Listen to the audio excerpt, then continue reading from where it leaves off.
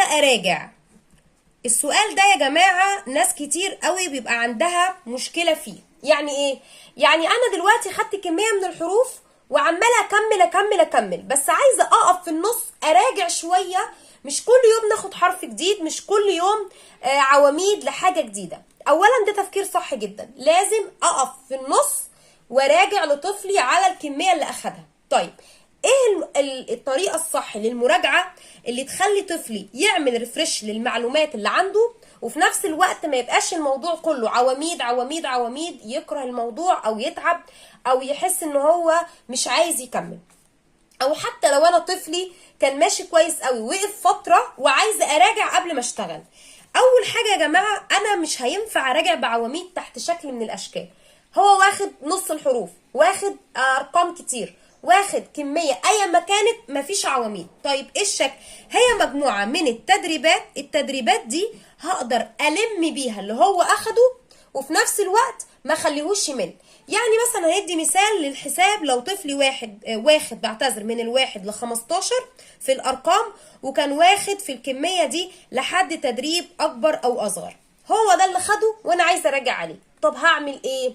اول حاجه في التدريبات اعمليها بشكل امتحان، اعمليها في ورقه عشان طفلك يحس ان الكميه مش كبيره وانه مش مطالب منه يحل حاجات كتير مكتوبه له. لو ورقه واحده بس هيحس ان هو مبسوط او هيخلص بسرعه وهيرجع للكرتون والتليفون ويتبسط. طيب اول حاجه في الورقه بتاعتنا هي الاملا دي هتبقى 5 خانات بس او 4. تمام؟ انا عندي من 1 ل15. هرجع من الاخر، يعني خليه مثلا يكتب ال15، يكتب ال7، يكتب ال3، يكتب ال4، بحيث اني انا بعمل ريفرش للارقام. خلصت الاملا، هعمل تدريبات. طيب تدريبات زي ايه؟ اول حاجه اكتب العدد التالي او الرقم التالي. طيب انا كتبت ال15 هنا صح؟ خليه يكتب اللي بعد ال12 ايه. ابعدي بقى عن اللي انت كتبتيه، خليه مثلا يكتب بعد ال9، بعد ال4. كفايه 3 نقط بس.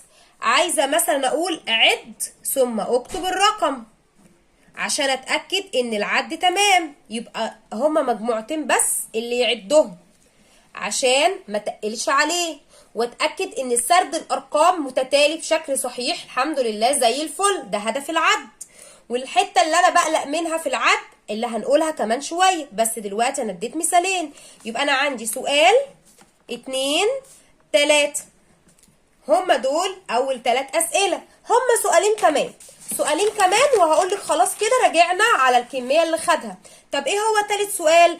تالت سؤال اللي هو اصلا كان المفروض ان هو واخده. يعني ايه؟ يعني ضع علامه اكبر من او اصغر من. مش ده التدريب الاخير اللي خده في الوقت اللي كان شغال فيه؟ يبقى لازم احطه معايا. واحط ايه؟ احط معايا ال5 وال15، واحط الصفر والسبعة، واحط الاربعة والاربعة. يبقى لعبت على 3 حاجات شبه ما بين الارقام. الصفر اللي لازم يكون عارف قاعدته، التساوي عشان يفكروا بعلامة يساوي، وشكرا على كده. اخر سؤال بعتذر ده 4. يعني انا لميت مجهود طفلي فترة طويلة في 5 اسئلة، لو هو ممتاز اللهم بارك هيحلهم في ربع ساعة، وراجعت من غير عواميد ومن غير اي حاجة. ايه هي بقى؟ ضع دائرة حول الرقم المسموع. يعني ايه يا ميس الرقم المسموع ده؟ يعني انا هقول انا الرقم وهو يدور عليه ويحط دايره. ليه؟ عشان اتاكد انه متميز في قراءه الرقم واملائه. انت هنا مليتي، قلت له ايه؟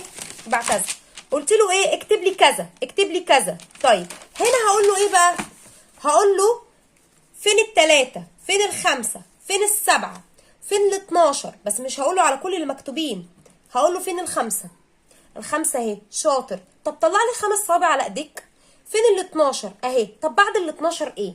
مناقشه لفظيه، بشغل مخه لفظي. تدريب مهم جدا على فكره، تدريب لطيف، ما فيهوش شغل، ما فيهوش كتابه، ما فيهوش عواميد، بس فيه ريفرش للمجموعات.